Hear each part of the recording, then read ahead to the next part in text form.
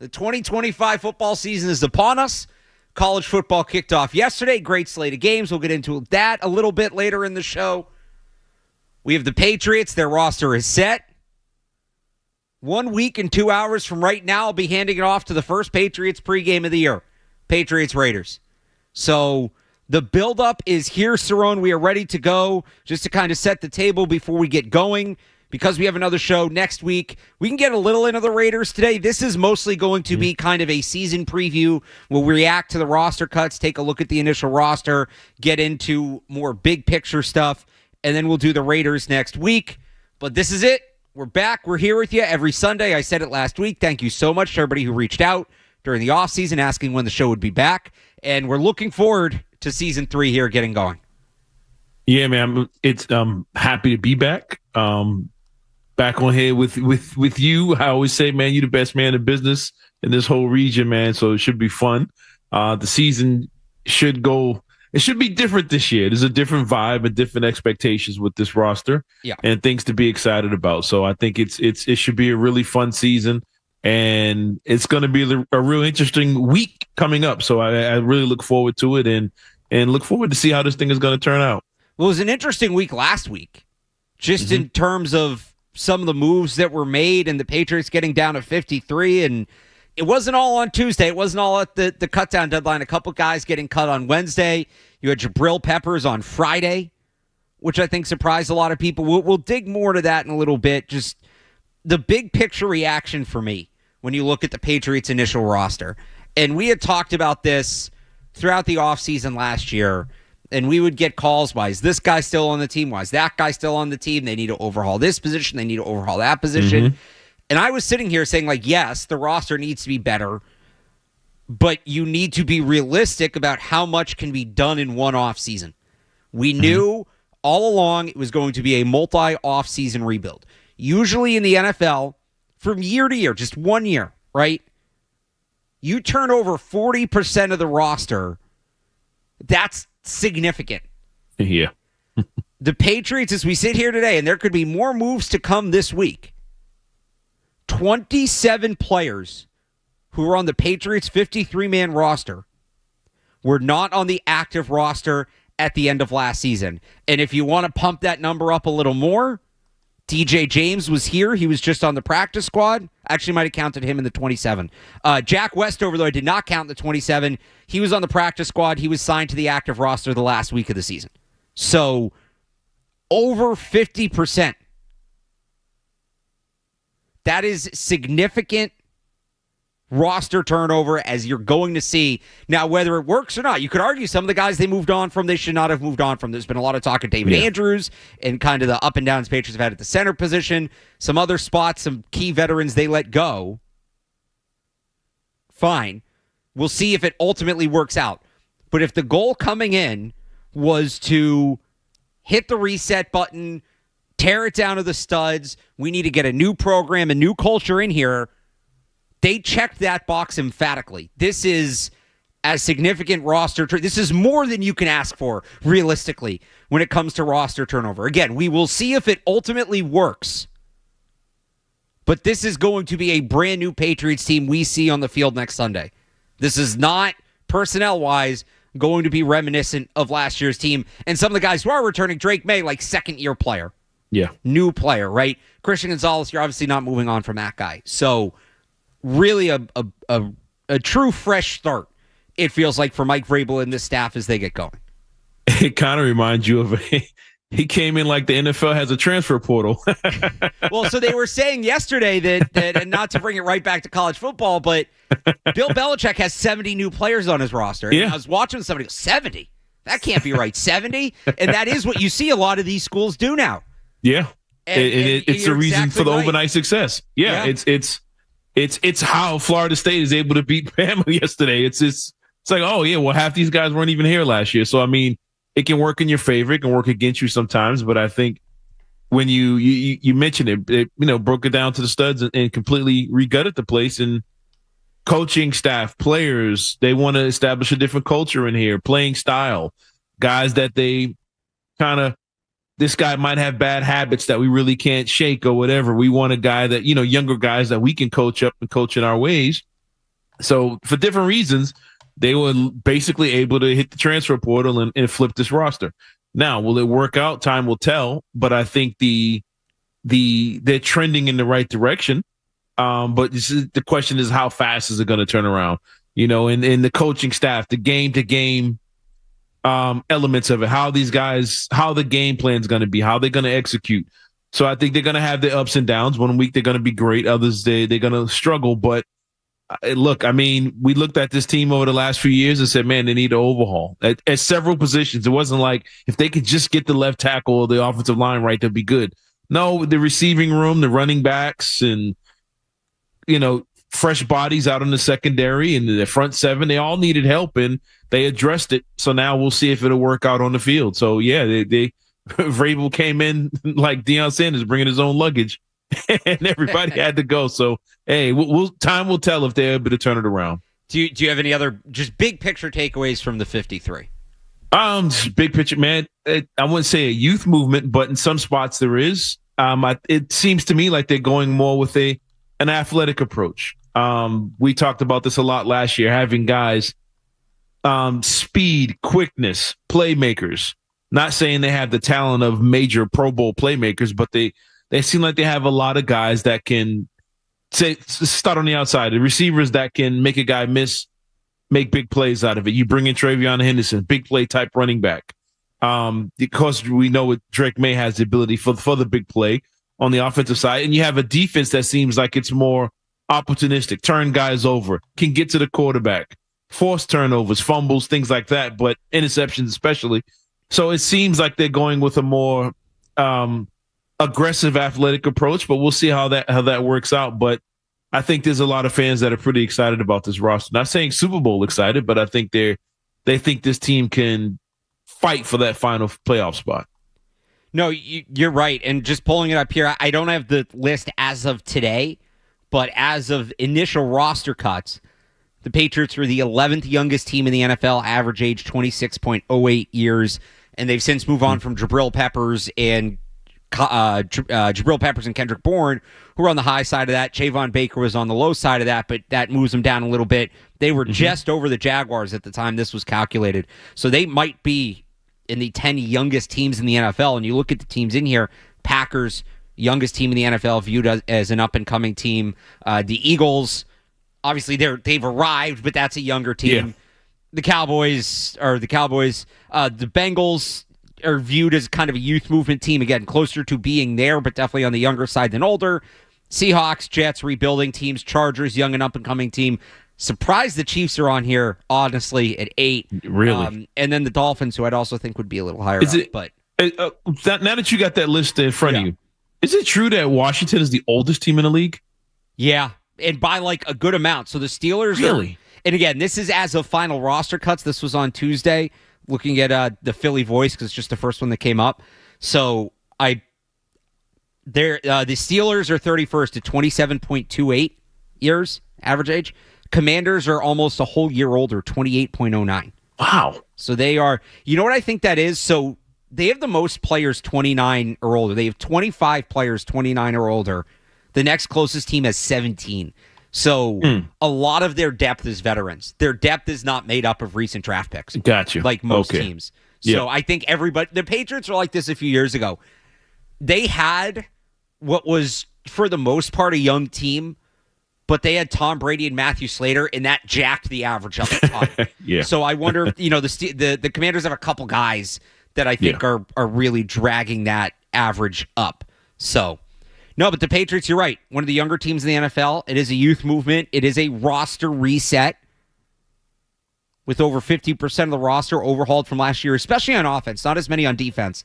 Mm-hmm. I think I'm trying to remember as I count yesterday. I think it's like 16, 17 on offense, something like that. So it is a brand new era. And on top of that, every captain from last year is gone. The Patriots 2024 captain's curse has kind of been turned around, including the last one let go earlier this week. We will touch on that, plus your calls. You want to talk Patriots with us, 617-779-0985. It's Alex Barth and Cerrone Battle on Sports Hub Sunday Kickoff. Stay tuned for more Sunday Kickoff on the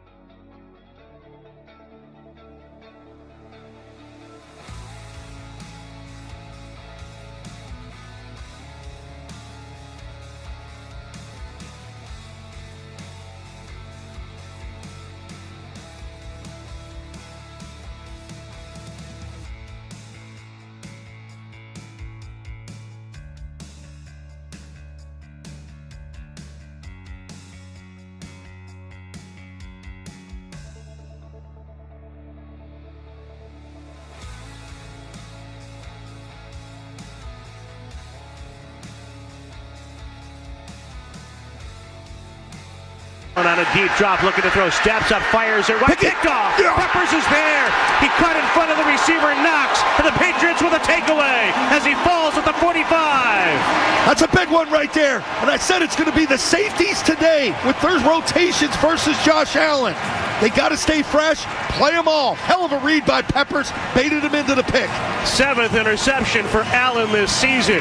The 5th career theft for Jabril Peppers.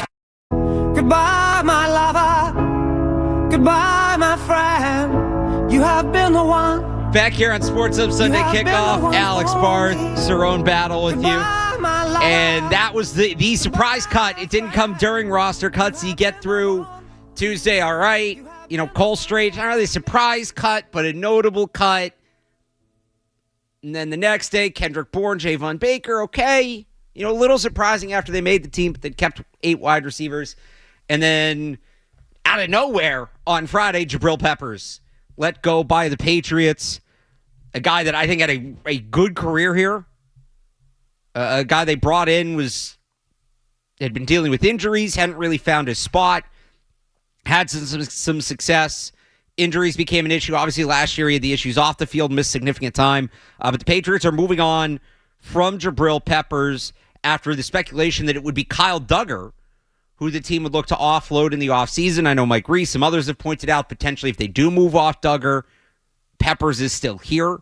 It was just too much redundancy at a position that doesn't feature as much in this defense. I think Peppers is the better player. That's the guy I would have kept if they could have moved on from Duggar. Now, financially, it made more sense to move on from Peppers. But a good player, and it gets back to my point at the top of the show. They came in with the goal of overhauling this roster. It wasn't, all right, well, these are the good players. We'll stick with these. And I mean, this is generalizing, but it wasn't, okay, this is what's in place. We're going to build around it. I think beyond Drake May and Christian Gonzalez, it was how do we get the guys we want in here? Yeah. And that's what it was about more so than how do we build up what's already in place, not that there was that much in place. And that's my reaction to this because I can't really think of another reason. He's a good player. He was a leader all summer. You saw it in Fortune Foxborough. You saw it if you were down there. This is a guy that was a leader on the team. I think still had something to give, but maybe not the best scheme fit. I think a better scheme fit than Duggar, but not 100%. And it's all right. We're going to go and we're going to get the next guy. We're going to get the guys that we pick. I think that has to be the reason behind it. Do you think is it a chance that, well, I know you guys were down there and had a better view of this than anybody else. There's the reports about him working out with the twos and stuff like that over the last week or so. Yeah. That was really late in the process. It happened, but it was late in the process. Do you think there's a chance where he kind of sensed a writing on the wall and was like, hey, can you guys just let me go so I can get an opportunity to be a starter somewhere else? Like, you think it was kind of mutual, or do you think he was blindsided and shocked by it as well? I don't know. I mean, he had posted, I think he took it down after he posted something on social media. It was like his PFF stats with the shushing emoji. So yeah, true. Yeah, I mean, again, that all happened really late, and if it was originally reported that they weren't trying to trade him. Now maybe there were a couple of attempts, but you know, if they were going to trade him, were they going to get him to one of those teams? I don't know. This was a legitimate surprise cut. This was probably the most surprised I've been by a cut since Cam Newton. Yeah, I mean, it came out of nowhere when I saw it. I'm like, okay, what's going on? I wonder what happened or whatever. And then when I seen all you guys who know more than anybody else about these situations, just as shocked as the fans, I couldn't figure it out. I mean, I understand if there was, a push to, the younger guys back there at safety. I understand that, but we would have seen evidence of it, I think, throughout the summer. And with zero indications that he was on the hot seat or anything like that, of fighting for his job. Like you said, he was one of the hosts of the episodes of Fortune Foxborough. Right. He was all over it. So to see that, it's kind of shocking. I hope nothing happened between him and the coaches or another player or something like that, where they said, man, we're going to have to let you go. If it's just football based, I mean, even if you saw he was a step slow or he wasn't fitting right with what you were trying to do, I think even just keeping him as a depth player would have made more sense. I think everybody felt, him over Duggar at this point. But I don't know what they saw, what could have happened behind the scenes that could have, got him out of here. I mean, if they win the Super Bowl, we'll get a documentary and find out. But I don't know what happened or what possibly could have happened. Maybe we'll find out throughout the week. But it's a shocking one, and it's mostly shocking because I think this team, we all agree, one of their biggest issues is depth. They're not really, they're not a deep team. They might have some good guys in the starting lineups, but they're not a deep team. So losing a guy like that, I think, is going to be tough for former captain. So I think I would have kept him around for depth reasons, but it's going to be interesting to see how this thing plays out. I'm with you. And you mentioned the depth, the secondary, which looked to be one of their biggest strengths going into camp. And I'm not saying it's a weakness now, but boy, that evaporated quick. You got Christian Gonzalez dealing with an injury. Carlton Davis obviously has his injury history. You know, Kyle Duggar did not take the step forward coming off the injury you expected. Jabril Peppers is now out. I mean, those are your four starters. Yeah. Gonzalez, Davis, Duggar, Peppers, and now one guy's banged up. I guess Davis already had the injury history. Another guy's cut, and the fourth guy just doesn't look right. So as long as they have Christian Gonzalez, they should be okay. But it falls off a lot quicker after that. So yeah. How are you feeling about their secondary big picture after this and after this camp? Well, I tell you what, you're going to find out week one. You got Brock Bowers to deal with. And that's nothing. Specifically, they struggled this summer with covering tight ends. It was T.J. Hawkinson got them good in Minnesota. You're dealing with the probably the future at that position. You're going to get him right off the bat. Now, this time, he's going to have a quarterback that can actually find him, an accurate, competent quarterback. Unlike last year, he still lit it up. So you're going to find out early on, what this new group of safeties can do and what they can handle. And of course, they're going to get tested when you get to more offenses that are more balanced than what you're going to do with the Raiders. But yeah, you're going to find out pretty early. And hey, maybe they're big on the couple kids from Cal. Maybe there's a communication there, a connection there. They're on the same page. Maybe they saw something there. I don't know, but we're going to find out pretty early if this experiment is going to work and if these guys can handle, the big time in dealing with, a great tight end, dealing with a very accurate quarterback and in a tough situation coming out to start the season. Yeah, I want to get into the rookie safeties real quick or the rookie class real quick. But while we're on the Raiders, because this kind of came up since we've done the last show, any interest in Jakobi Meyers? Yeah, I'd be interested. Depending on what you got to give up for him, but I absolutely would take him. I think he's a good player. I think he's a very good player. And for him to be as good as he's been with the quarterbacks he's really had over the last few years, I think says a lot about him. He hasn't been dealing with Pro Bowl level quarterbacks or any sustained starter or whatever, and he's still been a pretty solid player. I absolutely would take Jakobi Meyers back. I think he'd come back too. The question for me is just, yes, the big answer is yes, I would take him because this team needs the talent. But where does he fit? How do you use him? He's very redundant with Diggs. Okay, are you going to take snaps away from Diggs? What does that mean for how Diggs approaches the season? Are you going to put them both on the field at the same time? Well, now you're playing somebody out of position. And again, it is probably Diggs going to the X. That's going to drop his target value, or his target volume, I should say. Yeah. And Meyers is definitely more of a sure thing. But I think we all know what Diggs can look like when he's on. And it's not exactly guaranteed that he's going to be on. Like, he's going to be himself. He's 31 years old coming off a torn ACL. But, man, I think they need that ceiling in the wide receiver room. I just think they do. If you can come up with a way to make it, to get them both and make it work, I think that's the best case scenario. That's a lot easier said than done to me. So I wouldn't outright say no to Jakobi Meyers. And then there's the whole thing of, well, Diggs might only be a bridge option. Meyers is here. Excuse me. Meyers is here for longer, but you also just drafted Kyle Williams. Do you want to bury a guy? That's another receiver you used a top 100 pick on who now has no path to playing. So, but maybe he can play at the X and Meyers can play inside. There's ways to do it. It's just, you got to feel really good about what you're getting in Meyers because you're shaking up a lot if you make that kind of move. Yeah, I think that's the kind of move you'd feel better about if you'd have done it months ago. You know what I'm saying? Like, great way to put it. If he was available before camp even started, you could figure out a way to manipulate this offense and get guys in the right positions. And you control. These are human beings. Yep. You got Keyshawn Boutte think he's going to get a good reps. Matt Collins think he's going to get reps. Kyle Williams eventually is going to get his chance to play. And now you drop another guy on there. Somebody's going to be sitting there and not getting any reps and feeling like they shouldn't have signed with the Patriots. You know what I'm saying? Like, somebody's going to feel left out.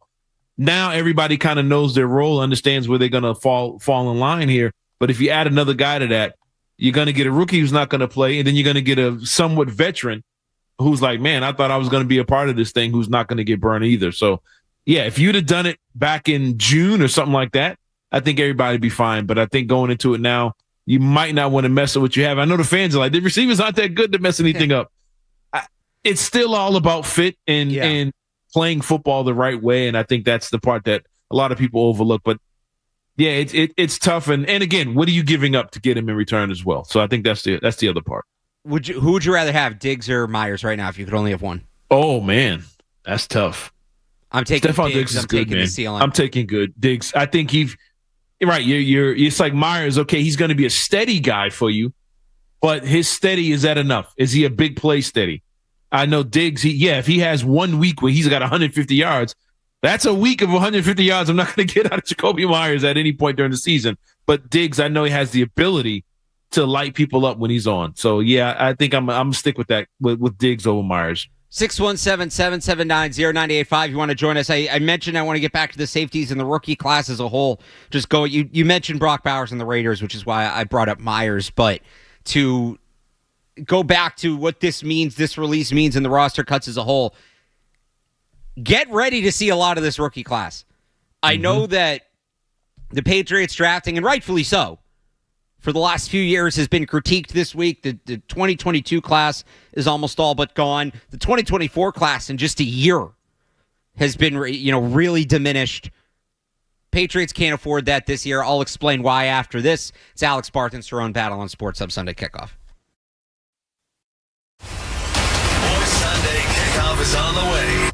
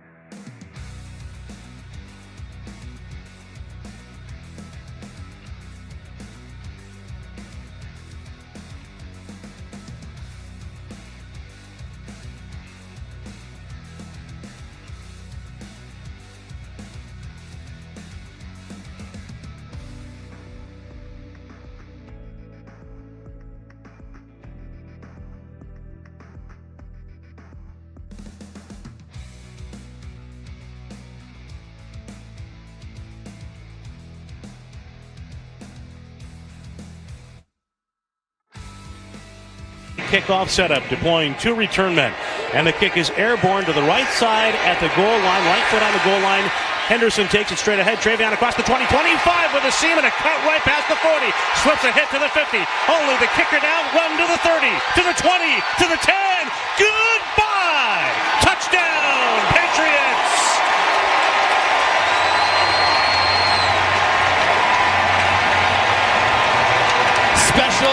Special talent from the rookie running back, second-round pick out of Ohio State, Travion Henderson, seconds into his first professional game. I know it doesn't count, Bob, but it does matter. And to have that kind of success this early in the preseason, not only for Henderson, but for that special teams unit, people have to be fired up. I noticed Elijah Ponder with a pancake block there, Bob, to help spring that for the score. Peppers exits. Well, now Craig Woodson's right in the mix.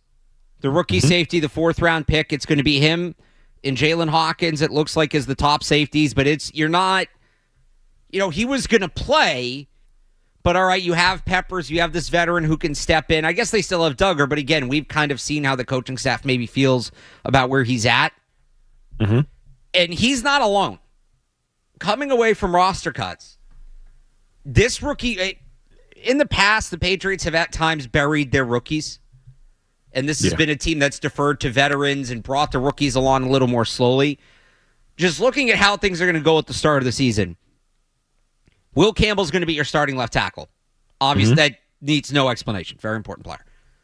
Travion Henderson, if he's not the quote-unquote starting running back, is going to play a very crucial role in this offense. He may be their biggest big play threat on offense. He's going to be on the field in key situations, 3rd downs, 2-minute drill, things like that. He is going to be in a very visible, significant role. Mm-hmm. Kyle Williams, we'll see. It's tougher to get a read because he missed the last few weeks of camp. It looks like their base 11 is going to be Booty, Douglas, and Diggs, and then maybe Matt Collins mixes in at the X. Now, they're going to need Kyle Williams because they need his speed. He will play a rotational role at some point this year, maybe not right away, but he's going to be in the mix this season. Jared Wilson looks like the starting left guard from everything we saw last week. Craig Woodson, now your starting box safety. Andy Borgalis is your starting kicker. Julian Ashby is your starting long snapper. And then I'll throw in, ideally he doesn't play, but Marcus Bryant's your top backup tackle. Definitely on the right side, and I think maybe on the left. Given how they've kind of handled the players that they inherited, I would not be surprised if Marcus Bryant, who played left tackle mainly in college, is not the first man up and Vidarian Lowe is just super insurance. So that's 6 players that are in starting or very focused roles. Kyle, in week 1, Kyle Williams will get there at some point this year, and then we could see Marcus Bryant there as well. This rookie class is sink or swim. There is no time to figure it out. There is no, we'll ease them in, we'll take it easy on them. Nope. This rookie class is jumping in the deep end right away. And for the drafts the Patriots have had in recent years, we saw this at times last year. Jalen Polk was supposed to be your starting slot receiver. Yeah, Caden Wallace, they thought maybe would play left tackle, if not right tackle. Layden Robinson did end up starting games. He's not on the team anymore. And Javon Baker was supposed to be a deep threat. And obviously you did not get that immediate impact from that class. You were outside of Drake May. You really didn't get any impact from that class. Yeah. So they're flipping it up here. They're going in the other way now. This rookie class is paramount. This team will not succeed if the rookie class does not succeed. Yeah. And look, I think Kyle Williams is going to be an impact player for this team by the time we get to the end of the season. I think we all understood he'll get there. I just don't think he's maybe in the week 1 role that some of these other guys. Oh, yeah. No, not yet. Not yet. And I think a lot of people, I'm going to say forgot, but what kind of player he was when people start first hearing about his name when he got drafted. Preseason game, a lot of action. He was playing with the backup quarterbacks and stuff like that. I think there's going to be times where he's out on the field with the more veteran guys and with the ones where he's going to get his one-on-one opportunities, and people will realize he has the big play ability similar to Henderson. He's a burner, an absolute burner, and I think he's going to get the opportunity to really shine. But I think the one, if I were to pick one that would be not a surprise, but at the end of the day could end up being the best one, I think it's Jared Wilson. I got a feeling he's going to be a really good player for this team for a really long time. And look, I agree. They got to play these guys. They got real impact players from these rookies. Obviously, your line position with Will Campbell and Jared Wilson. And I think Travion Henderson's abilities are too good to leave him over on the sideline. I think he's just too good. And as far as Woodson, I think he's in a situation where with Duggar and Peppers just didn't pan out. And it's like, hey, man, you're the next man up. But I think the other guys are way more impact players than he is right now. And they're going to be key to this turnaround for this franchise. I think we've all mentioned the Detroit Lions several times the last couple of years. Detroit, I know there was all one draft class, but they threw their young guys out there pretty quickly and they turned everything around. And now they're the Detroit Lions, one of the favorites to win the Super Bowl. They relied on their young players. The young players came through. And I think that might be a trending thing in the league. I don't think the coaches, front office executives, whoever, job turnover is too fast to wait for your rookies to develop. You got to get those guys out there. And if they play, you keep your job. If they don't play, they're not good, you're out the door. And I think, I'm not saying that Vrabel's on a hot seat or anything like that. He drafted these guys with the purpose of them being impact players on this team right now. And we're going to find out early on if that's the right decision. But I think these guys are going to be good. And I think these are the ones that the fans are more interested in seeing than some of the veteran players outside of Stephon Diggs. Let's grab some calls. Trevor in New Hampshire on the Patriots roster. Trevor. Hey, morning, guys. It sounds like all of this points to Elliot Wolf. I don't know about you guys, but I'd love to have the privilege of failing as badly as Elliot Wolf and still have a job and still get opportunities. When you think about the draft, when you think about the free agent signings, it sounds like everything that's happening this year, it's a culture year. You know, they're putting a flamethrower to this roster. When you think about what they did to the captains, I think Jabril Peppers was more of a casualty of not being able to move on from Duggar. And, you know, I don't think anyone's safe. Basically, if Vrabel and his crew didn't draft you or pick you, I think everyone's on the block. And it's going to be really interesting to see how the year goes. And one last thing, Barth, do you think that some of that movement as far as what they're doing with the safeties in the secondary, and I know it's crazy because they got enough money, you get a couple contracts that are going to be coming up. You're going to have to pay Christian Gonzalez a lot of money if he sticks around. Eventually down the road, we're not too far away from talking about Drake May extension, which is going to cost them a ton of money. Do you think they're just trying to set themselves up for what's on the horizon? Yeah, thanks for the call, Trevor. I mean, I'm sure that's part of their logic. I don't know that the $5 million you save from Jabril Peppers is going to make or break that. Mm-hmm. But I'm sure, at least for Gonzalez, like he said, we're still a little bit away from May. Like, they have to start thinking about that Gonzalez extension. And the fact that he's hurt right now, obviously, I don't want to say complicates it, but, you know, if he has another year like he has last year, he's going to reset the corner market. So you have to be ready to give out a record-breaking contract, and they should be giving out that record-breaking contract. He's not a guy that doesn't fit the scheme. He's a heck of a player. Like, he should be here long-term. To the first point, Cerrone, is this offseason an indictment on Elliot Wolf? It could be, yeah. When you lose, the whole draft class is gone. That's a bad look. That's a really bad look. And, you know, the free agents you missed out on last year, draft class being gone after 1 year. There's a lot of things you can look at. And we all were shocked when everybody got the axe and he was the one guy that made it out. But he can absolutely redeem himself if all these guys, if these rookies that he has out there now shines. Carlton Davis, Stephon Diggs, Milton Williams, all the guys that he's picked up in the offseason, if all these guys show any signs of life, you know, he saves his job and saves his reputation. But that last season was a disaster. And, you know, yeah, were they trying to win a lot of games, or were they looking to get to stay where they were in the draft and not take the season away? But I don't know. But when you lose the whole draft class, that's a bad look on any front office. And look, this might be his last go round, but I think we can all agree that he's trending in the right direction at what he's done this offseason. All right, let's go to Kerry in New Hampshire. Kerry. Hey, guys. Love the show. Thanks for doing what you do. And I have to agree with that last caller. Just wondering what's going to happen with Elliot Wolf. But actually what I want to talk about is Mac Jones' rookie year with McDaniels running the offense. Can you guys compare the quarterback room, now that the 53 is set for now, can you compare the quarterback room from that year to this year? And then part B, also the offensive line. I know it's been done before, but maybe not since, at least I haven't heard it done since the 53 is set.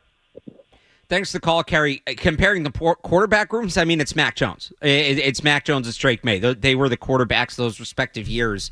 If you mean like comparing the setup around them, so the offensive line in 2021 was an interesting case because if you remember, Mike Onwenu has this great 2020 season, but it seemed like they weren't quite sure where he would fit, and they brought back David Andrews in free agency, at least initially, and they brought back Ted Karras as well before that, so they were trying to kind of get everything to work, and they opened with, if I remember correctly, Trent Brown was it left guard. I'm trying to remember, or at left tackle. I'm trying to remember who the left guard was. And then it was David Andrews, Shaq Mason, and maybe Isaiah Wynn opened up. I forget. They kept moving it around with Mike Onwenu and trying him in all these different places. And then like halfway through the season, they tried a combination where Onwenu wasn't in the lineup and Ted Karras was starting, and it just worked. Even though Onwenu was a good player, it was kind of that these five guys work together sort of thing. They shouldn't have to do that this year. Maybe they will a little bit with center and left guard. I think this year's is more cut and dry in terms of who's playing where, but you have more unknowns on this offensive line. You have a rookie at left tackle. You have a 34-year-old who's been limited at camp at right tackle. Obviously, you have a new center. We'll see what happens at left guard. So I'll take that offensive line a little bit, but it was that offensive line once they figured it out. It was kind of rough early in the season, and they didn't settle in until about halfway through. And one difference I would add to that too, you might be seeing that this year. That Mac Jones's rookie year, Patriots had 2,100 yards rushing, and I think they were second in the NFL with 25 touchdowns or something like that on the ground. But that year, Damian Harris had 1,000 yards of total offense. Ramondre Stevenson at 600 as a backup. Brandon Bolden had 400 yards as a receiver. Like, the running backs were a key to Mac Jones' success that year, and they was able to run the ball and use those running backs. And you might see them try and, duplicate what they did that year with the running backs around Mac Jones, and this year with Drake May, and bringing in Travion Henderson and trying to get the running backs more involved in that offense. I think that's a huge difference between then and now. If you can get 2,500 yards of offense out of your backfield, I think the people will love that. Let's go to Randy in Providence. Randy. Hey, how's it going, Alex? Hey. I got two questions for you. Number one, it seems like listening to kind of the collective of Patriots reporters that nobody heard of the Patriots shopping Peppers very much. And I'm curious why you think that is. So I will just throw out real quick. Mike Reese did kind of a opinion thing on Twitter yesterday, and he did say, according to one front office source from another team, Pepper's name was mentioned among those who the Patriots had discussed trade talks with. So I don't know how much they shopped him, but based on what Mike Reese is saying there was some sort of conversation. Yeah, I mean, there's just a lot of time before they got to play a game. They got time to continue to shop them a little bit. No, it's a fair question. It's a fair question. And then secondarily, I called specifically to ask you because I know you're kind of the draft guy, and I'm very much a draft guy myself. Okay. There's no pro football this weekend. We got college football. Could you give us a couple players that you're keeping an eye on this year in college this weekend and this upcoming year? Myself, I like Jacoby Lane and Malachi Fields. I think they'd fit our team very well. And Malachi plays tonight. Jacoby played last night. He didn't have a great game. But I was wondering if you could throw out a couple names, either at the wide receiver position or anywhere across the board that you're keeping an eye on this year. We're hoping to see him in a Patriots uniform next year. Awesome. Thanks for the call, Randy. I am going to do that. We're actually going to do that later in the show. There is a whole college football segment coming up.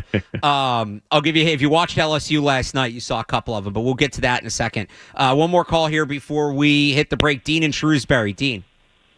Hey, you guys said that Christian Gonzalez might get a record-breaking contract if he has a year this year that's similar to last year. I was wondering what you thought that record-breaking contract would be and where he would have to place among the top cornerbacks to get that prospect, that contract, whether he'd have to be like a top 5 or top 10 or top 3 or whatever. Sure, Dean. Thanks for the call. So this is just kind of how this works when these top players, he was an All-Pro last year. He was a second-team All-Pro, but he was an All-Pro. If he's an All-Pro again, even if it's second team, he's paid. Because the cap goes up, right? These keep going up. So just to give you a couple numbers, this is from overthecap.com. Sauce Gardner signed his this offseason, right? If I remember correctly. After a down year. Yeah, after a down year, and a guy that is a zone corner. He's not a man-to-man corner like Christian Gonzalez is, and the man-to-man corners are generally seen as more valuable players. So the total value of his contract's $120 million. It's $20 million more than the next closest corner. His AAV is $30 million a year. That's just ahead of Derek Stingley, who got $30 million, who was the previous record setter. I think Gardner has an extra year, if I remember correctly, which explains that $20 million bump. The most guaranteed money is Stingley. So Stingley got $90 million total, but I think there's only $1 million that's not guaranteed, if I remember correctly. Gardner got $120 million. It's 85 guaranteed, 40 fully guaranteed. So you're probably looking at, if they give him, depending on the years, the total value is tough to say because we'll see how many years they go. The AAV is going to be above 30. You're probably looking at $90 million guaranteed, 50 fully guaranteed. That's what the record-breaking contract would look like if he plays up to it, somewhere around there. So, I mean, that's a big contract. Now, does the Micah Parsons contract where he becomes the highest-paid non-quarterback impact it? Maybe that bumps those numbers up a little. I don't think you're going to see a corner get paid more than a pass rusher. I think you still use those cornerback numbers as a guide. And you got to remember there's a couple other corners in that class, Devin Witherspoon, chief among them, who's going to be eligible to be paid this year. Devin Witherspoon's a good player as well. So if you're the Patriots, there is some incentive to get that deal done because before it's raised. Right, once Devin Witherspoon gets paid, now that number's been reset again. So Gonzalez might get a record contract, and this happened this year. It was Stingley or Surtain got the contract. I think it was Surtain, and it was record-setting, and he had the record for, I think it was just a few days or something. And then Sauce Gardner broke it. So you want to be the first one to sign, but that means now the player has some leverage because he knows you want to get it done quickly. So we'll get into that more in the offseason. But yeah, and I think, Gonzalez playing on a high-profile team. If the Patriots are good this year and they're turning people over, he's going to get paid. He made All-Pro last year, and his team had all kinds of issues. If they're out there getting sacks and he's, benefiting from a good pass rush and stuff like that, and now he's getting pick sixes and stuff like that to go on top of what he's already done, and he's healthy this year, he's going to get paid and is going to have the record. But for how long, who knows? But he's going to get paid. He's going to get that back. 617-779-0985. We'll get back to your calls after this. It's Alex, Barth and Cerrone Battle on the Sports Hub Sunday Kickoff. More Sunday Kickoff coming up on the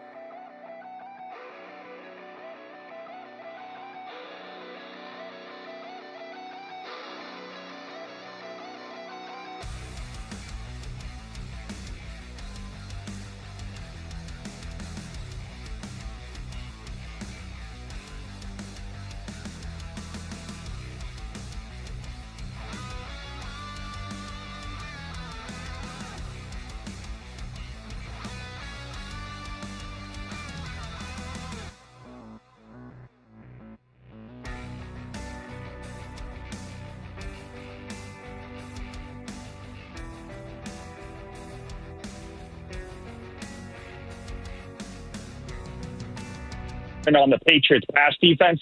But I think, we're going to be fine if Gonzalez is there. If he isn't there, it's another story. What about week one? We got a coach coming to town that we all know likes to run the ball. Arguably, probably a top 5 running back. And the Patriots just lost in Peppers, probably one of their better run defenders. I know he's a safety, but still one of their better run defenders. Yeah. How are they going to hold up week one against this team? Mike, it's a fair question. The run defense is one of my bigger concerns for this team. And they went out, they added some more beef up front. They got Eric Gregory on waivers. That's not a massive addition, but honestly, I just think they needed size. They needed a guy who can take up room. Personnel-wise, they're a little better fit to stop the run. Milton Williams is going to be key here. Mm-hmm. Milton Williams was a good pass rusher with the Eagles. I expect him to continue to be a good pass rusher here. I'm not worried about that. He didn't stop the run there. And what I mean by he didn't fail at it. They didn't ask him to do it. When you have Jalen Carter, when you have Jordan Davis, right, you can only have so many players on the field at once. He was a situational player. He never played more than 50% of the snaps in a season for the Eagles. With that contract on this roster, that's going to change. He's going to be out there 75, 80% of the time now, and that means stopping the run. If he can step up and play the run to an average to above average level, it's going to help. They're not going to be the best run defense in the league, but that would be a major help. If he becomes a player, teams can attack against the run, and my guess is the Raiders are going to come out and try to hunt him in the run game early on and test him. Because, again, can he do it? Let's find out. If he's a liability in the run game, then it's going to be a major issue. Because now do you have to take him on the field? Who are you putting out there? Now Kyrus Tonga's out there, who's been good, but he's not the same explosiveness. Basically, and to the caller's point, even without Duggar, I think their pass defense will be fine. They should be a hard team to throw the ball on. They have Christian Gonzalez and Carlton Davis. They have an above-average pass rush. They should be hard to throw the ball on. The problem is, if you can do what the Jacksonville Jaguars did last year in London and just run the ball 17 times in a row, that doesn't matter. So the run defense just has to be good enough to be a deterrent. That's basically, it doesn't have to be locked down. It just has to be a deterrent to force teams to continue to be honest with the pass game. Can they do that? I think a lot of that sits on Milton Williams' shoulders.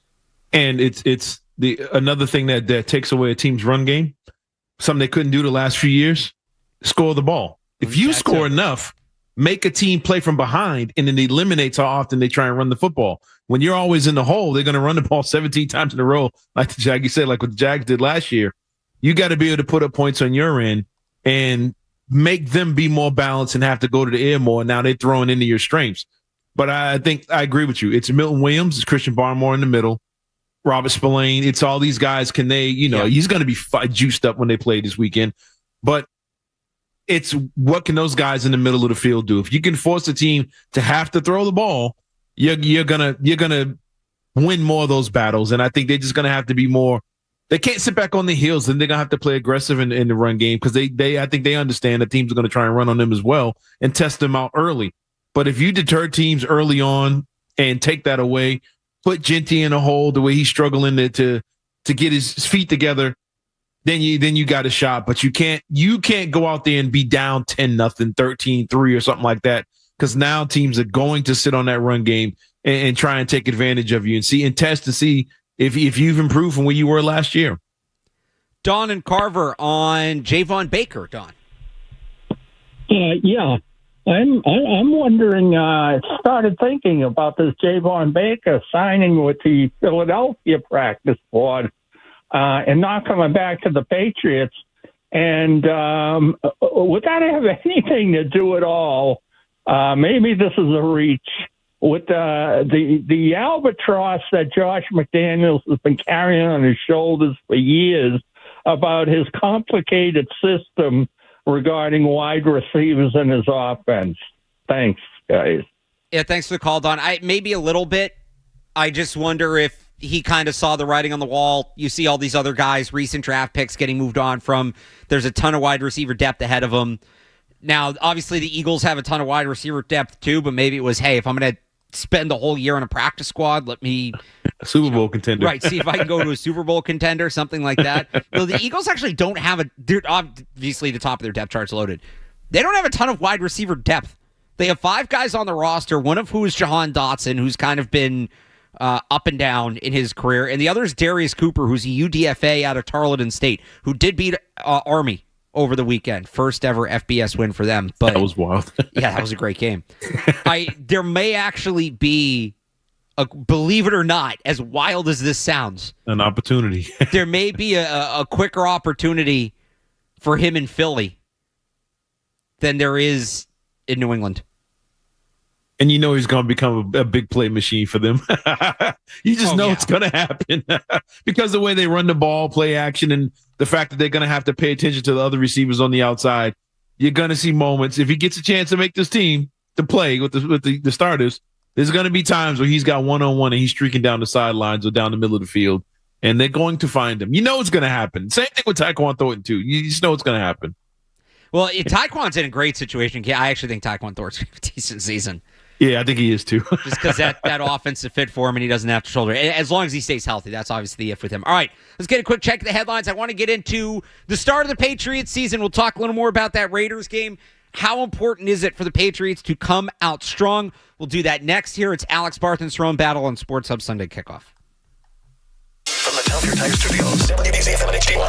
It's not just the games. It's Toucher and Hardy, Zolak and Bertrand, Felger and Maz, Joe Murray. For Boston sports fans, it's 98.5, the Sports Hub. Paisley Media Group Station. Essential Sports Hub headline, presented by Celsius Energy Drinks. The Red Sox will try to salvage one win in this series with the Pittsburgh Pirates this afternoon. They take on the Pirates at Fenway, 1:35 first pitch. Lucas Giolito gets the start against Mitch Keller.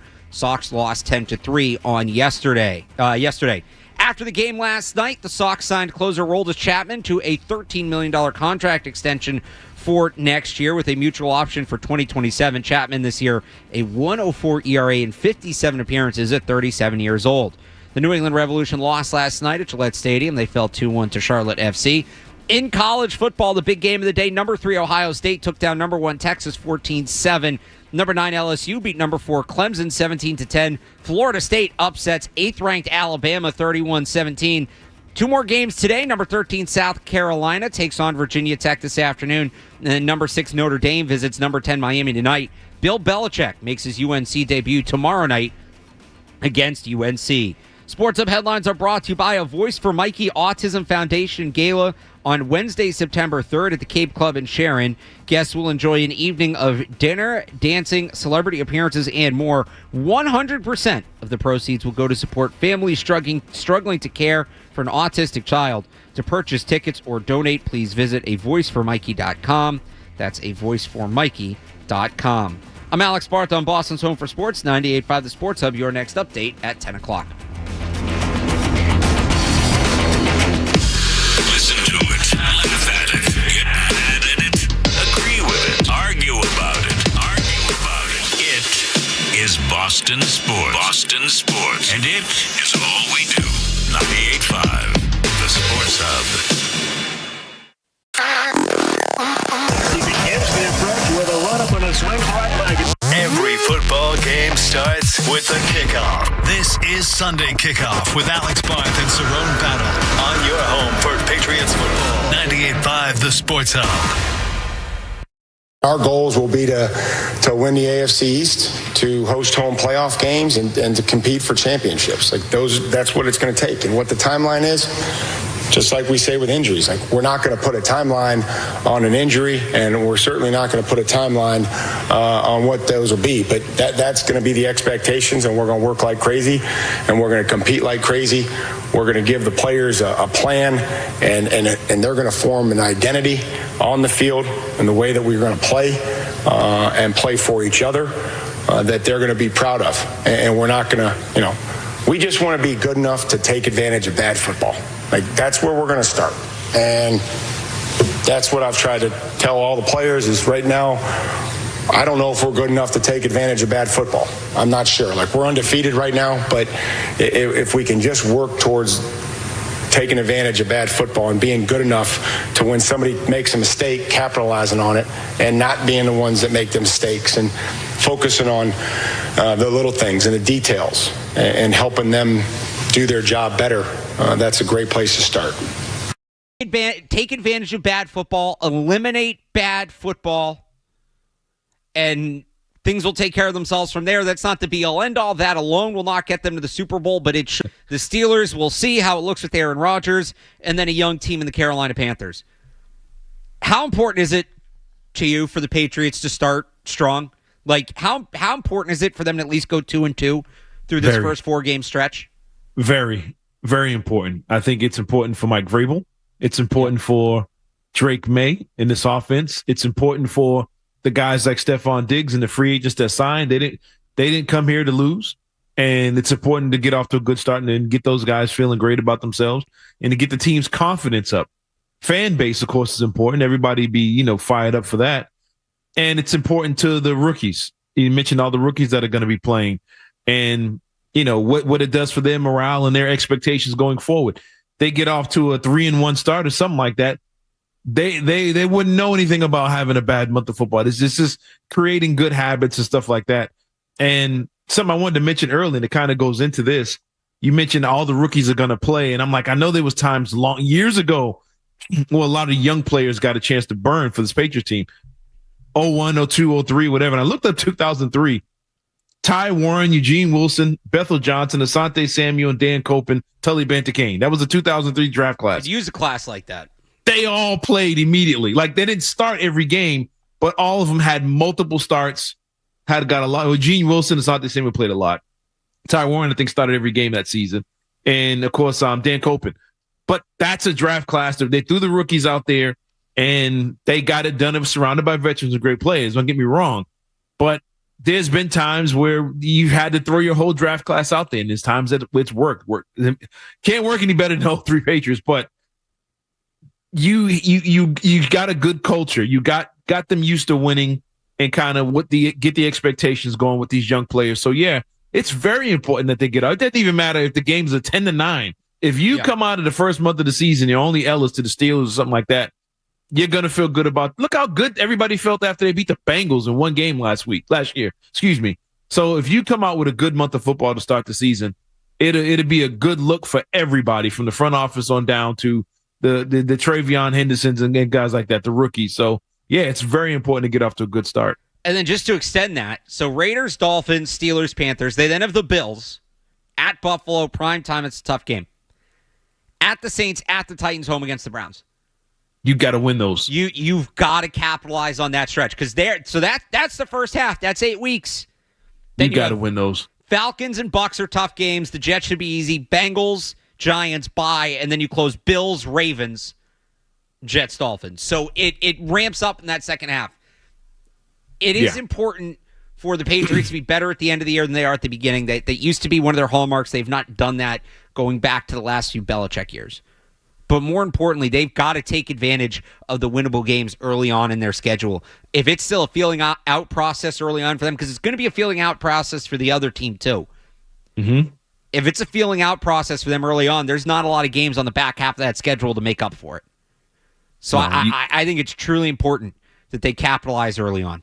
Yeah, and you got to figure out a way to not run your guys in the ground when you're playing all these bad teams. You got to figure out, when you got that stretch of the Browns, Titans, and Saints, you got to figure out a way. Let's try and run it up on these dudes and get up big. That way we can get our guys some rest, get them off the field, because we don't want injuries to roll up as we go back and we got to face the Bills and we got to face the Bengals and the Ravens and those teams at the end. Let's stack some wins, get guys off the field that we're going to need later in the season. We can't play around. You can't play around and be in dogfights against these bad teams and guys start rolling up their ankles, knee injuries. Injuries are going to happen, but you want your guys to be fresh toward the end of the season. And by doing so is getting them off the field in some of these easier matchups where you can build big leads and get out of there. Because I'm not sure how many games the Browns, Saints, and Titans are going to be trying to win by the time you get to that point of the season. Well, the Titans should. They got Cam Ward. I would hope that they're going for it a little bit. The Browns and Saints, I'm with you. Although, with what Arch Manning looked like yesterday, well, he's probably going back to school if he looks like that some more. He may not be the prize of the draft class. Some people thought he was.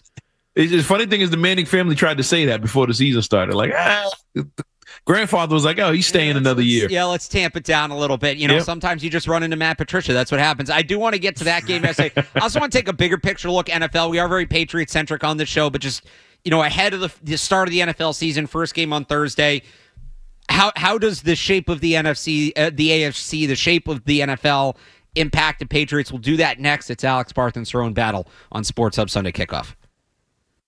Stay tuned for more Sunday Kickoff on the Sports Hub. The last.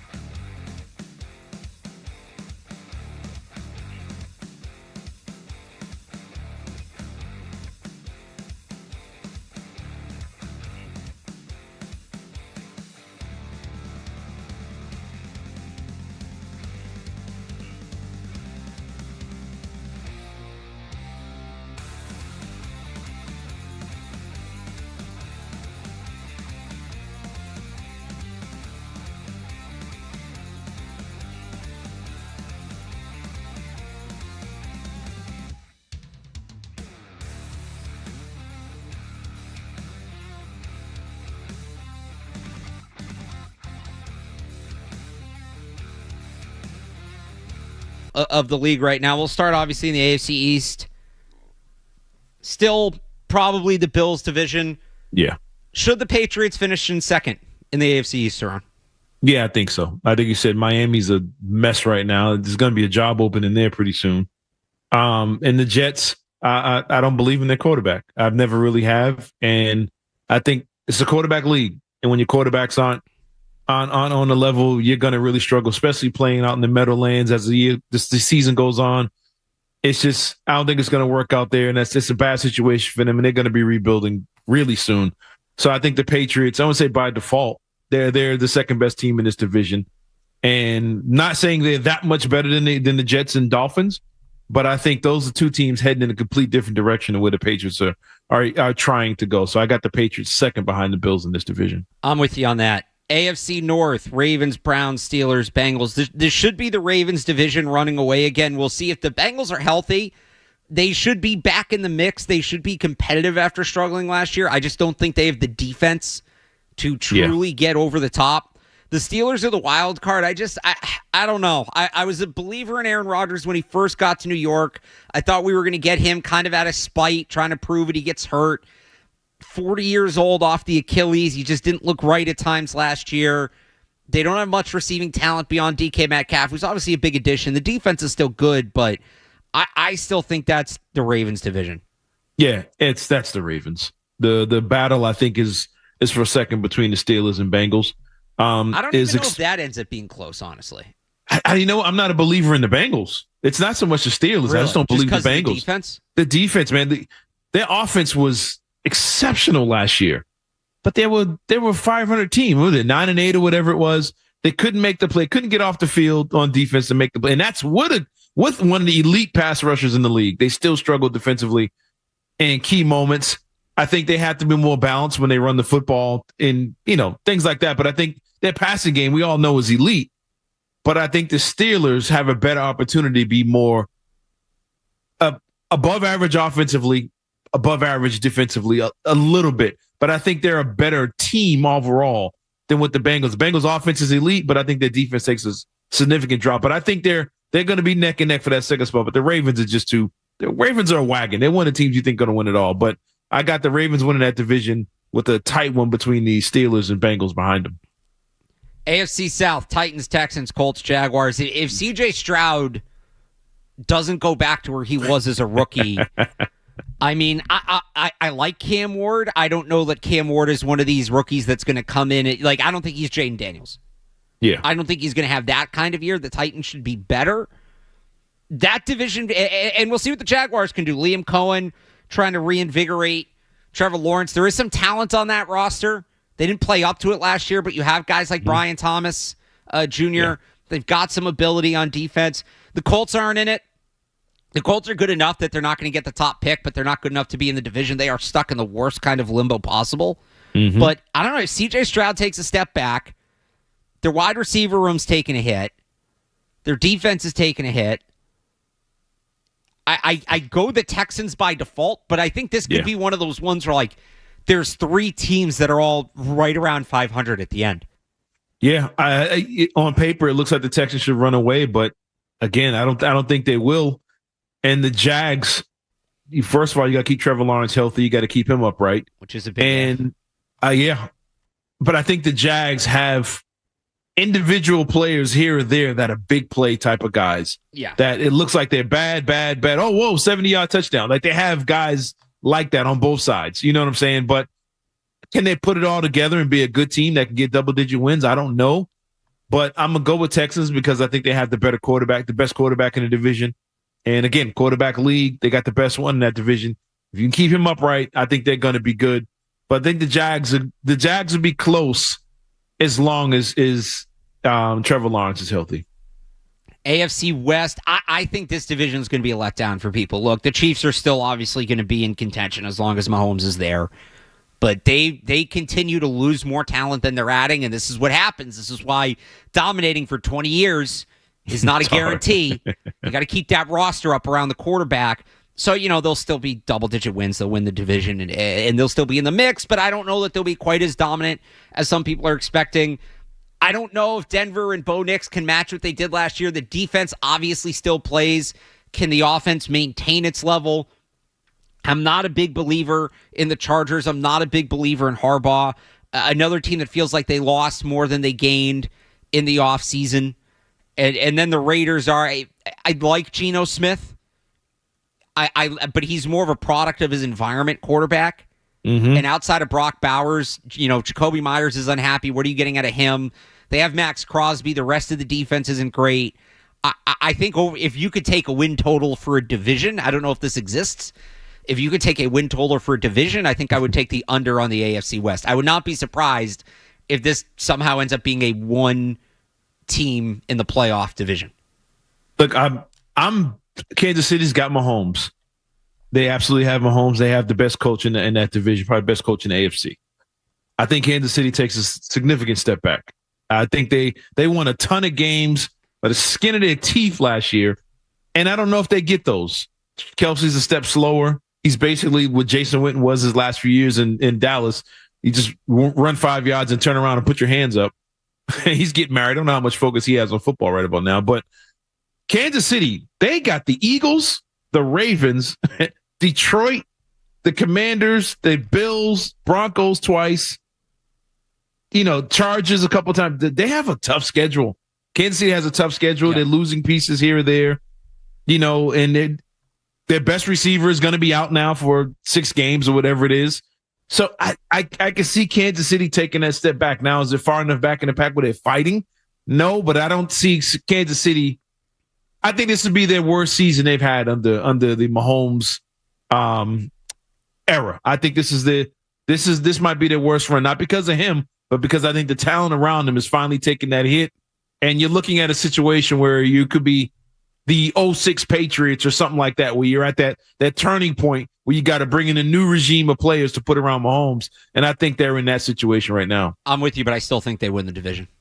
Yeah, you don't trust everybody else. Yeah, exactly. Yeah. Speaking of not trusting anybody else, NFC, did the Eagles' path get easier? The Cowboys are, I don't know what that's going to look like. Brian Schottenheimer's not the right hire. I can't imagine what the morale is like in that room right now after the Micah Parsons trade. The Commanders will be solid. I think there's a little sophomore slump in there probably from Jaden Daniels. They should still be a playoff team, but I don't know that they'll be quite the team they were last year. They won, 5-6 games in the last minute? That's just not sustainable. The Giants, I actually think, are okay for what they are. I'm not a big fan of Jackson Dart, but I think he's in a good situation with Brian Daboll and Malik Neighbors. But their offensive line is not great. Their secondary is not great. They maybe get to 6 or 7 wins, I think is where they are. But that should still be the Eagles going away. Yeah, it's the Eagles, and then I would put the Cowboys second simply because I think their passing game is going to be very good. You think they're ahead of the Commanders? Yeah, and Commanders saying I agree with you. I think they won a lot of games last year. We were like, well, they did that again. Please don't compare. I'm not comparing Jaden Daniels to Tim Tebow. I'm not going to do that. Oh no. But Tebow's they went 11-5 or something like that the year he was a starter. Oh, that was ridiculous. Yeah, but like 6 of the games were 6 of the wins were like in the last, like you said, the last minute, 45 seconds left, and it's like, man, this dude pulled it out again. I don't see them winning those type of games. Same thing you said. I don't see them winning those games again. And I think once you get a year of film on you, how good are you now? When they take away what you like to do, how good are you going to be? And I don't think Washington is going to be what they were last year. They're going to be a good team, a decent team, but not what they were last year. And look, how many of those games in that division were won by teams because they didn't have to face Dak Prescott and Dallas's full offense? So I think with Dak there, I think he might be the second best quarterback in that division. Quarterback league, I got Dallas second behind the Eagles. Not a close second, but I got Dallas second behind the Eagles. Does Dak stay healthy, though? Or can Joe Milton make it work with CD Lamb and George Pickens? That would be fun to watch if we get it. That would be fun. Obviously not rooting for injury, but that would be fun to watch if we get it. NFC North, Bears, Packers, Vikings, Lions. This is the best division in football. I don't know that it's close. Yeah. You could have 4 playoff teams here. I really think you could. And I believe they'd be the first division to ever do that. Call me a prisoner of the moment, Cerrone. I'm going with the Packers. I just, to what I said about the Cowboys, how are you feeling in that room in Dallas? Yeah. You're in Green Bay. How are you feeling in that room? Mm-hmm. That has to be, wow, all right, everybody's all in. We're all in. This is it. And look, I'm not the biggest Jordan Love guy. I mean, I think he's a starting caliber quarterback. He's not a guy you're looking to replace, but I think it's a sturdy offense. Maybe they don't have a massive ceiling. I don't know that it's a big play offense, but I think it's an offense that's capable of getting up and down the field. Yeah. And that defense is going to be relentless. There are some shades of some older school Patriots teams here. And I am really excited to watch what the Packers can do this year. Yeah, I got the Packers second, man. I think Detroit is a wagon. All right. I think they get there. You're talking about getting an edge rusher. They got their guy coming back. I think if Detroit was healthy last year, I think they might have won it all. I just felt that way. Disappointing way to how it ended for them. But I think Detroit's offense is just they're on another level right now. But it's going to be tight, man. And I think that's if you're Green Bay, that's why you go out and get Micah Parsons, because you got to deal with Detroit. If we can stop their pass game, we got a chance.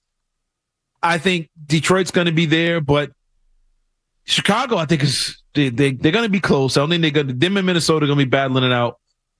But I got a weird feeling if all these teams are good, Chicago, Green Bay, playing outside in the grass in the cold in that division is going to be an advantage. And I think that might give Green Bay an edge over most of these teams. But I just think Detroit, their talent is just beyond what everybody else can match in that division. So I'm going to give Detroit in a close one to win the NFC North. Look, I like Dan Campbell. I do wonder about losing both of those coordinators. I do wonder ultimately what that does. So, yeah, great point. I'm going to go with Green Bay, but I wouldn't be surprised if Detroit wins the division. The only team I'd be surprised, honestly, winning that division is Chicago. I just don't think Ben Johnson and Caleb Williams are as good of a fit as everybody else does.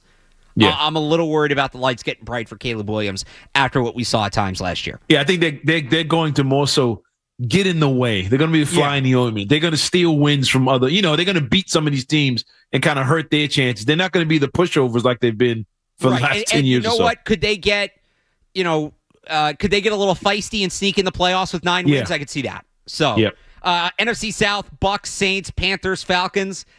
I still think it's the Bucks. Baker Mayfield's rolling. They still have Mike Evans. They still have Chris Godwin. Do not sleep on the Atlanta Falcons, though. Yep. I saw somebody post this today. Michael Penix, you look at what he did in Washington. How are Kalen DeBoer and Alex Grubb doing in Alabama, who were his coaches at Washington? How are Jalen Polk and Roma Dunze doing in the NFL? That's a good point. Who were his receivers at Washington? Yeah. He might be a dude. He might just be a dude, and he's got Drake London. He's got Bijan Robinson. I will say he's got Kyle Pitts. I'm not totally quitting Kyle Pitts yet. I know I should. I won't. They've got a good defense there. They had a good draft. They made a ridiculous trade, but they ultimately got good players. I still think it's the Bucks. Don't sleep on the Falcons, though. Yeah. But anybody who watches, and I know you watch. Yeah. If you watch college football, you knew Michael Penix was him. Oh, yeah. You knew he was. Well, he's a lefty, and he's 25 years old. No, somebody put a video up of him that game in the playoff. Yeah. And they flipped the video so he looked like he was right-handed. And it was like, oh, my God.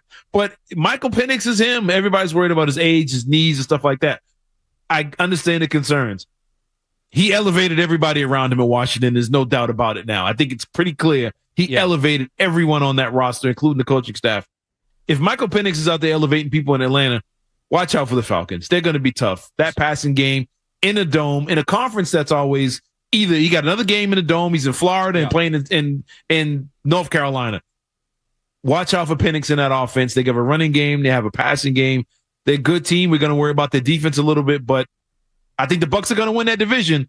But Atlanta is going to be a scary team to watch. Atlanta's I believe next. Michael Penix. You know, Mike Evans, Chris Godwin, these guys aren't getting any younger. Yeah. You know, Tristan Wirfs is banged up. Maybe that makes a difference. But I will say, too, the Panthers, like Bryce Young showed you something second half of last year.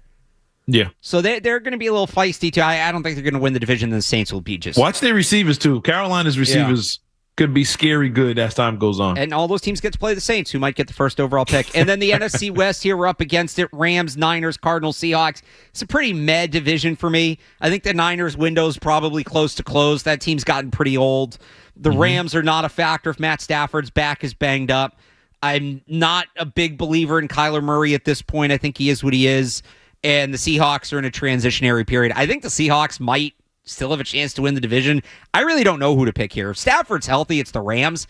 I don't think he's healthy. And then I really might go with the Seahawks just because I think they have the highest floor. Their ceiling's not high at all. This could be another year where you have a team with 8 wins winning the NFC West.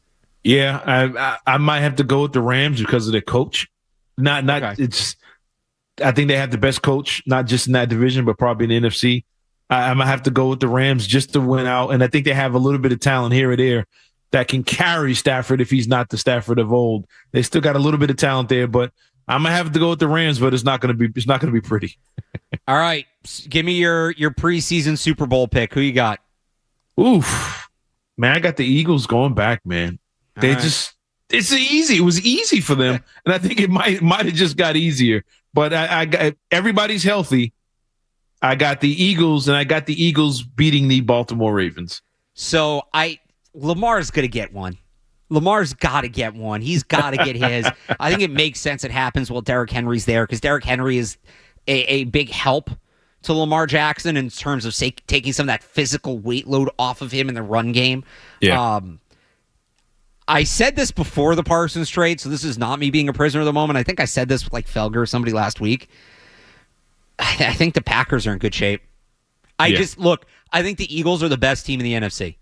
Mm-hmm. It's just really hard to repeat. Yeah. It's really hard. The physical toll that takes on you. And I think whoever comes out of the NFC North is going to be battle tested and ready to go. Yeah, true. Whoever comes out of the NFC North everything else is going to feel, like resistance bands are off after that. Yeah. So I don't know. Maybe I'll change my pick next week.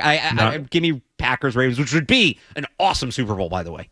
Yeah, that would be a ton of fun. Yeah, that'd be great. Get the same thing year after year after year. All right, we're well up against it. We did have a caller earlier ask me about this college football season draft prospect. That is a whole. Plus, I said this back in the spring. We are going to do Bill on the show. We're going to do Bill Belichick, North Carolina on the show every week. We're going to check in with Bill. We have Cerrone right there, boots on the ground. So our week, I don't know that it will always be this segment kind of leading into the game. We might use that 8:50 segment, but our first of many college football check-ins come up next. It's Alex Barth and Cerrone Battle on Sports Hub Sunday Kickoff. More Sunday Kickoff is on the way on the Sports Hub. Hey, it's Zoe from my friends at Rebel Garage Solutions. Rebel Garage Solutions is your one-stop shop for a complete garage transformation. For garage door installation, repairs, including a lifetime warranty on select doors and parts, to durable, beautiful epoxy flooring that's 5 times strong.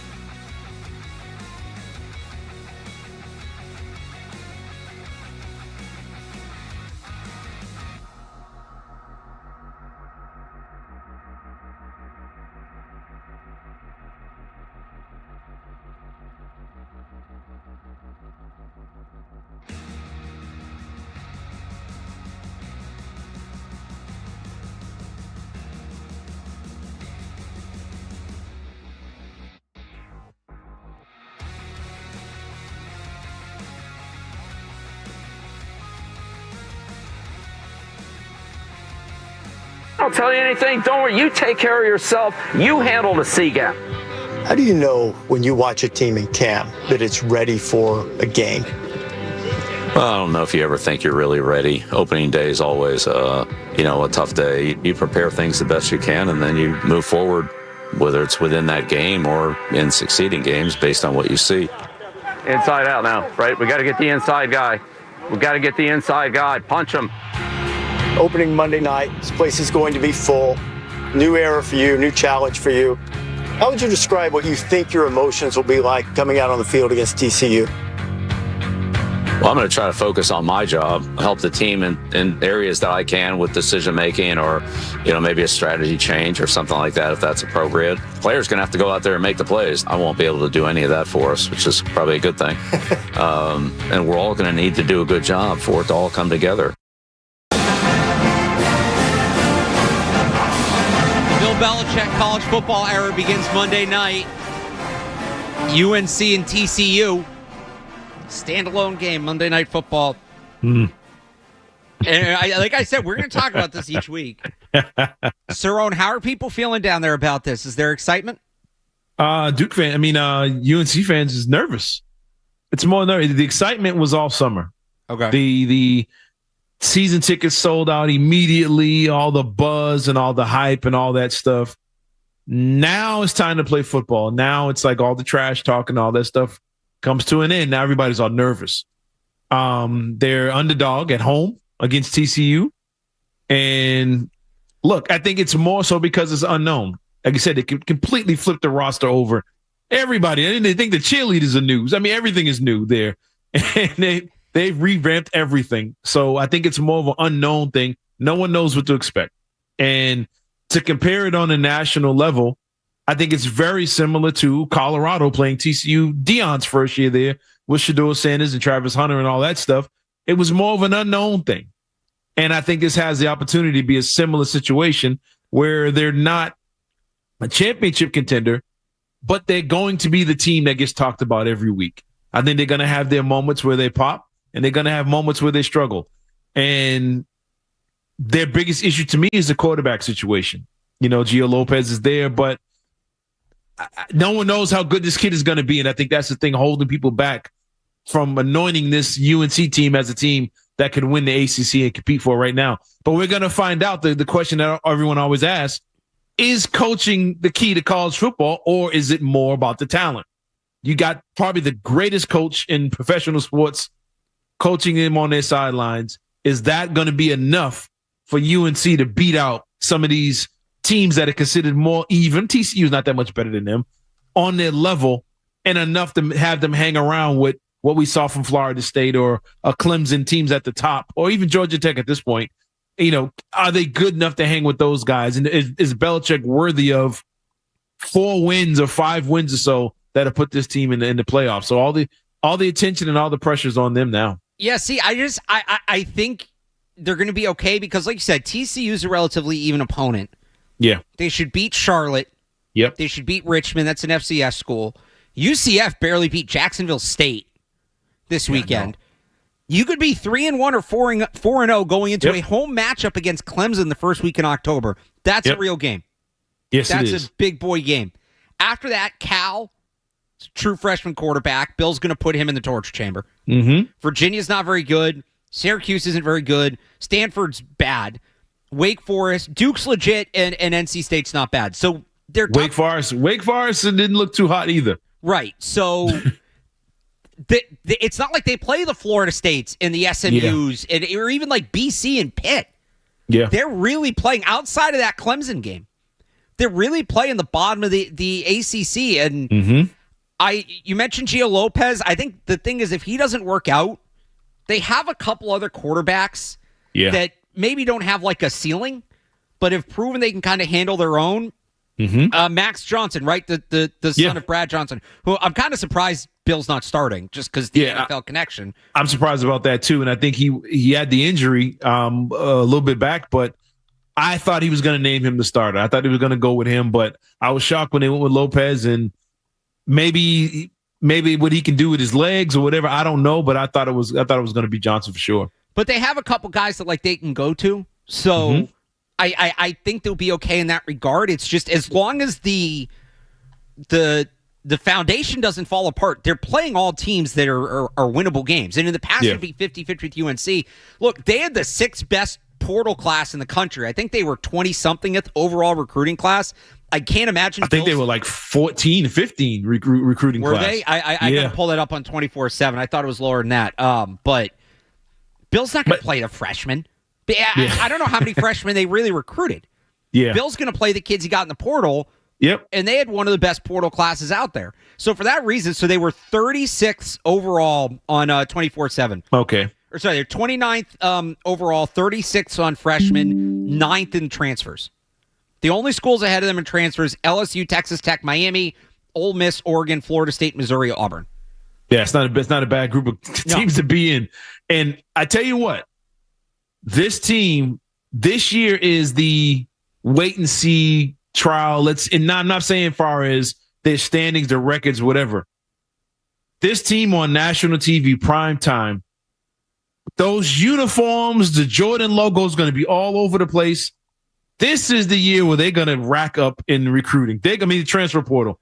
Yeah. They're going to be a destination, I think, by next season. If they're winning, right, if they're competitive and they're winning, if Belichick is Belichick, which we think he will be, and this team is in it in the end, I think they're going to dominate the transfer portal next year. I just got a feeling if Bill's willing to extend this thing and say he's here for the long haul, I think next year the recruiting class or transfer portal, whatever they're going to get, is going to be ridiculous. And I think next year is the year they make a run at trying to win a national championship. I think they're going to have an insane transfer portal after this season. Well, look, if they just win the ACC this year, they're in the playoff. They're in the playoff, yeah. And I don't think they're going to win a championship, but I would not be surprised if they get in the playoff. And the cool thing would be the game I really want. They just got to beat Clemson. They got to find a way to get through Clemson. They have to. Well, in the playoff, the ACC championship. Right. If you lose to Clemson, you win out. You get your rematch. Mm-hmm. The game I really want is Bill versus Matt Patricia, and boy, did Matt Patricia look good yesterday. Now, I think Arch Manning's overrated, but they were drawing up some fun stuff. Caleb Downs, best player in the country. I mean, he's unbelievable to say for Ohio State. So this is where we had that call earlier asking me about some draft players. Hopefully, we're not doing this too much this year in season. Right? The last few years, we were doing Drake May in like October 2 years ago. Oh, it was. Will Campbell, we started getting into a little bit late October, early November last year. So hopefully we're not doing that. One, because the team's good, and two, because they're picking low enough that we can't just be like, all right, it's one of these 4 guys, right? But since it is the first week of the year, and I wrote about this on 985thesportshub.com, if you want to check it out, I do have kind of my list of guys I'm watching, trying to be realistic about where the Patriots should be picking. I put Caleb Downs on there because people should just watch him because he's so good. Yep. But if they're picking in the Caleb Downs range, something has gone horribly wrong for either the Patriots or Caleb Downs. And the caller specifically asked about receivers. I'm going to give you 2. One is Jordan Tyson at Arizona State. He's a true junior. Was actually with Dion at Colorado, transferred over to Arizona State, missed a year with an injury, came back last year, had a promising season, 75 catches, 1,000 yards, 10 touchdowns, and now he's kind of the guy. A lot of people think he is the top wide receiver in this class. Do not helmet scout him with N'Keal Harry coming out of Arizona State. Don't do it. There's a lot of similarities to Tet McMillan, the size, the hands, the body control, the route running, the versatility. He's just a little bit faster. And he's faster enough that it's a more real conversation. So I really like Jordan Tyson. There's enough defensive players in this draft that some people think he might go like 10, 11, 12. If that's in the Patriots range, like this is the big body outside X guy, but he has the formational versatility that he'd play well in the McDaniels offense that Patriots fans have been looking for. So that's the guy who's probably going to be the number 1 receiver in the country. I got to tell you about one other player, Nick Harbor. Nick Harbor is the most interesting player in this draft. Was a 5-star defensive end in high school, played a little tight end. Goes to South Carolina, moves to receiver. He's 6'5", 235. Oh, geez, yeah, But supposedly runs a 4.3 40. Was clocked in at 23.6 on the GPS last year. That's faster than Tyreek Hill. He's an All-American sprinter. Yes, I was about to say he's an Olympic-level sprinter. Right. But so the thing is, because he's been running track, he's never really focused on football fully because he didn't play receiver in high school. He's very raw technically. Well, this offseason, he didn't run track for the first time. He focused solely on football. So we're going to see if that pans out, he's a top 10 pick. If he doesn't, he probably goes back to school or whatever. He might be the next he potentially could be the next coming of Calvin Johnson. Well, so that type of dude. The comp I've used, again, 6'3", 235, that kind of speed, and this is obviously when he was right, is Josh Gordon. Like Josh Gordon when he was on.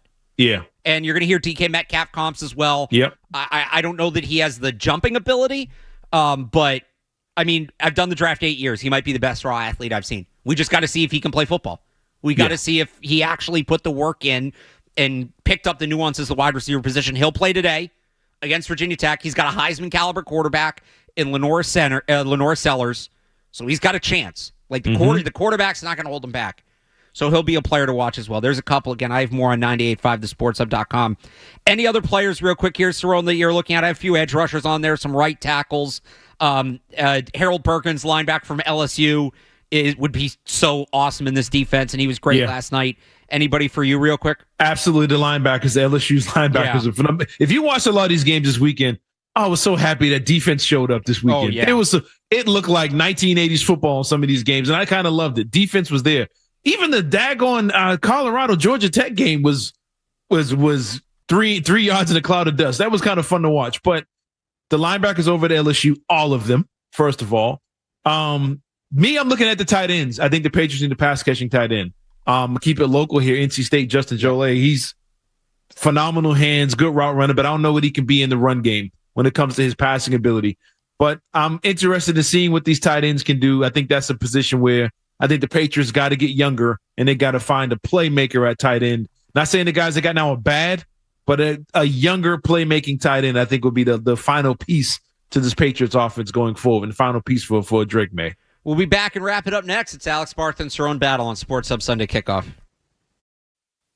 More Sunday Kickoff coming up on the Sports Hub.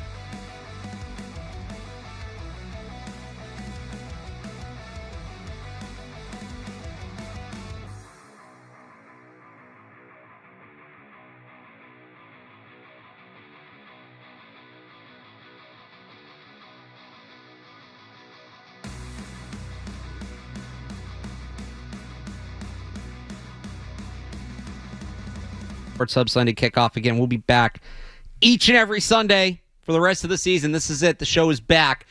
Me and Cerrone will be back. Kyle Fabrizio, who's been our producer for the last year and a half, he is off to bigger and better things. Today's his last show. Kyle's done a great job taking over. I said this to him off the air the other day, so I don't think he minds if I say it. Ryan Beaton was the first producer of the show. He got the full-time job with Toucher and Rich, so when he left, part of me was like, because Ryan does a great job as well, and it was seamless, and I'm like, now, new producer, how's this going to work? We got to figure it out. And Kyle just runs with it. He gets it. He's done a great job of shaping this show and making it what it is. So we're going to miss him. He's done a great job. Wish him best with what's next. And, thanks for everything, man. I really appreciate it. And if you want to say something, go ahead. I know you said you don't like to pop the mic on much, but I just want to say thank you. Of course. I mean, some of my highlights of my Sunday are working the show. Alex, I've told you this. I think you're going to do unbelievable things in this industry. You're one of the hardest working people I know. So thank you for allowing me to pick up information from you, be able to learn things from you. I really, really, really do appreciate it, man. No, I seriously, you made this a lot easier for me, and I appreciate that. Especially I usually send the rundown late on Saturday because I get caught up watching college football and whatever. And by the way, I would have done the same for Ryan Beaton, but I actually didn't find out that he was late. Kyle had just been filling in, and I was like, I wonder if Ryan's coming back. And then I found out, no, it's just Kyle now. So I feel bad I never did this for Ryan too. But Kyle, you absolutely deserve it. So we will be back, sans Kyle, next week. Week 1, Patriots-Raiders. We'll have your full breakdown. I'll have more this week leading up to the game on 98.5thesportshub.com. If you missed any of today's show, you can check it out on the Sports Hub YouTube page or the Sports Hub Sunday Kickoff podcast, wherever you get your podcasts. Cerrone, looking forward to another season, man. It's going to be fun. We'll talk to you next week. It should be cool. We'll talk to you next week. We've got Mark Tendero, George Bilecki coming up next here on the Sports Hub. Enjoy the final Sunday before football season, everybody.